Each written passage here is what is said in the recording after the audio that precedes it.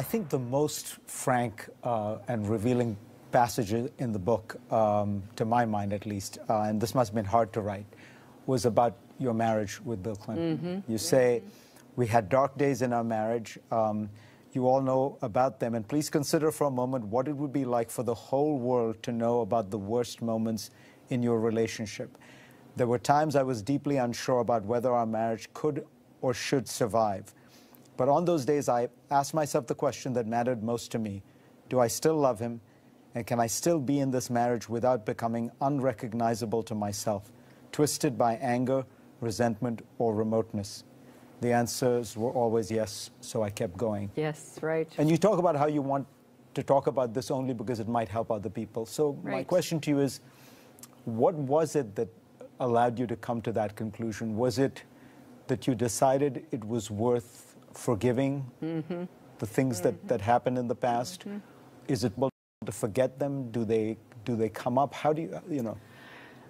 Well, you know, today's actually our 42nd wedding anniversary. We've been together through our entire adult lives. And I have, you know, I feel like I have gained so much, learned so much from my relationship with Bill. I've been tested, as you certainly point out. And every marriage is different. I would not in any way tell somebody what they should do in their marriage faced with disappointment and pain.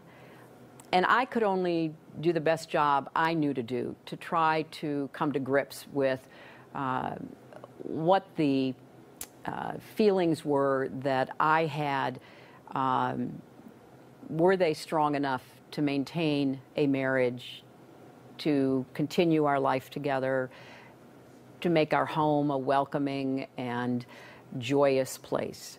And I'm not going to say it was all, you know, rainbows and puppy dogs. It's hard. And I think staying in any long marriage is hard for all kinds of reasons that don't have, you know, an easy formula to look up. And some people, I've had dear friends who have had problems in their marriage and ended their marriage. I've had dear friends who had problems in their marriage, worked through them, and were glad they did. I fall into that second category.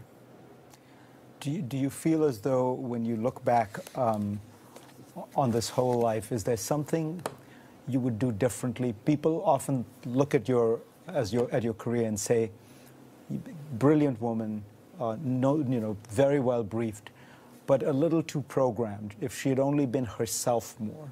Do you feel like you wish you had let the real Hillary come? You know, I've obviously heard that, and it always sort of, you know, amuses me, actually, because I think I've been the same person. Now, I will say this, and I say it in the book. I mean, I've cared about the same things ever since I was 21 years old. I've cared about kids, I've cared about families, I've cared about healthcare and women's rights. I've cared about all the same things. I have tried to live my life with integrity and with a sense of to it. And I've been really privileged to serve in a lot of capacities where I thought the work I did made a difference.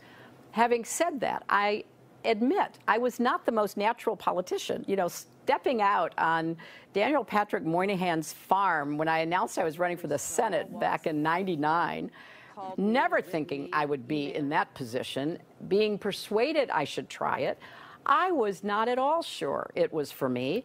I'm much easier about doing the job, and being a political figure is much harder for me. So I have had to learn as I went. You know, I loved serving in the Senate. I built great relationships and even friendships and worked across the aisle to get things done for people.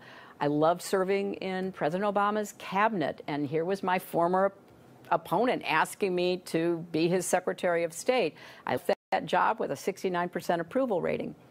Now, when I get into the political arena, it is absolutely true, given the scars I have from the attacks that I have been, you know, under for so many years, I probably come across as a little too guarded, a little too careful. I talk about letting my guard down in this book, and I wish that maybe I had done more of that, because that might have been easier for people to understand. But I am really mission focused, and that may not be a good fit for the reality TV era of politics we find ourselves in. And that's why I've said, look, I'm going to do everything I can to keep talking about the future, fighting for the future I want, standing up against policies that I think are bad for America and the world.